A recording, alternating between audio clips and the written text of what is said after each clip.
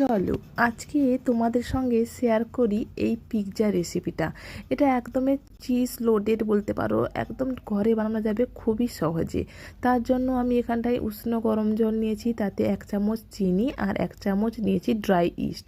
এরপর এটাকে ভালো করে মিশিয়ে নিয়ে একটু 10 মিনিট মতন সাইডে রেখে দিতে হবে সেটা ফরমেট করার জন্য। এরপর এখানটায় দিয়েছি 1 বাটি মতন ময়দা, তাতে দিয়েছি স্বাদ মতন লবণ। এরপর যে ইস্টটা ফরমেট করে রেখেছিলাম সেটা এখানটায় ব্যাট করতে হবে। এখানে খুব সুন্দরভাবে ইস্টটা ফরমেট হয়ে গেছে। এরপর এখানে ময়দাটার সঙ্গে দিয়ে ভালো করে গুলে নিতে হবে। এই ইস্টটা গোলা জল দিয়েই ভালো করে ময়দাটা মাখা হয়ে যাবে খুব সুন্দরভাবে।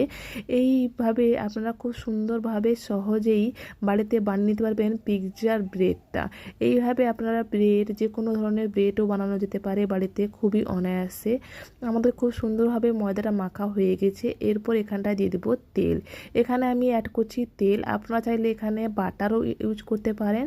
আমি তেলটা দিয়ে ভালোভাবে এইভাবে হাতের সাহায্যে দোলে দোলে মাখিয়ে নিতে হবে, তাহলেই এটা খুবই স্পঞ্জি হবে আর ব্রেডটা খুব সুন্দরভাবে ফুলবে তার জন্য। এরপর ব্রেডটা বানানোর জন্য আমাদের খুব সুন্দরভাবে ডোটা রেডি হয়ে গেছে। এইভাবে গোল করে নিয়ে এটাকে কিছুক্ষণ রেখে দিতে হবে যাতে ডোটা ফরমেট হয়ে যায় এর জন্য। এরপর একটা পাত্রে এটাকে রেখে দিয়ে ঢাকা চাপা দিয়ে এটাকে 1 থেকে 1.5 ঘন্টা মতন একটা সাইডে রেখে দিতে হবে। 1 থেকে 1.5 ঘন্টা পরে আমাদের দেখুন কতটা ফুলে গেছে ময়দার ডোটা, খুব সুন্দরভাবে ফুলে গেছে, পুরো একদমই ভর্তি হয়ে গেছে। যে পাত্রে রেখেছিলাম সেটা খুব সুন্দরভাবে ফুলে যাওয়ার পর এইভাবে আবারও তাকে দোলে বের করে নিতে হবে। এরপর এখানটায় একটা নিয়েছি আমি সেদ্ধ করে রাখা কর্নটাকে আগে থেকে সেদ্ধ করে রেখেছিলাম, তাতে দিয়েছি অরিগ্যানো আর একটু তন্দুরি মেয়ো। এরপর এটাকে ভালো করে মিশিয়ে একটা সাইডে রেখে দিয়েছি।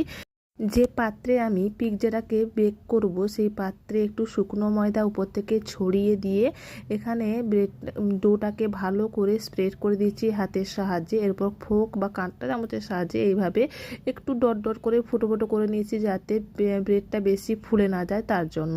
এরপর উপর থেকে দিয়ে দিচ্ছি পিৎজা সসটা উপর থেকে দেওয়ার পর দিয়ে দিচ্ছি এখানে মেয়ো। এখানে দিয়েছি আমি মেয়োনিজ নয়, এখানে দিয়েছি আমি মজেরেলা চিজটা কিছুটা ছড়িয়ে দেওয়ার পর এখানে আমি ক্যাপসিকামগুলোকে সরু সরু করে কেটে এইভাবে সাজিয়ে নিয়েছি, তাহলে দেখতে খুব সুন্দর হবে এর জন্য।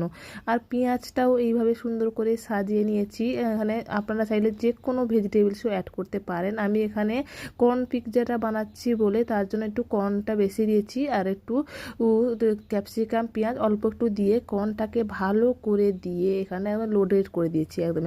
উপর থেকে আরও একটু চিজ দিয়ে দিচ্ছি বেশি করে। এখানে পিৎজাতে একটু চিজটা পরিমাণ বেশি হলে খেতে খুব ভালো লাগে। এরপর এটাকে বেক করে নিতে হবে। আমি খুব সুন্দরভাবে কড়াতেই বেক করে নিয়েছিলাম।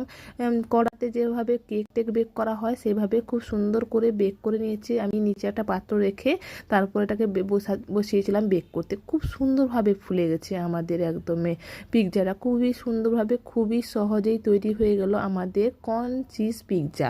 দেখুন কতটা টেস্টি হয়েছে। উপর থেকে অরিগ্যানো আর একটু চিলি ফ্লেক্স ছড়িয়ে দিলেই আমাদের চিজি একদম কর্ন পিৎজা রেডি।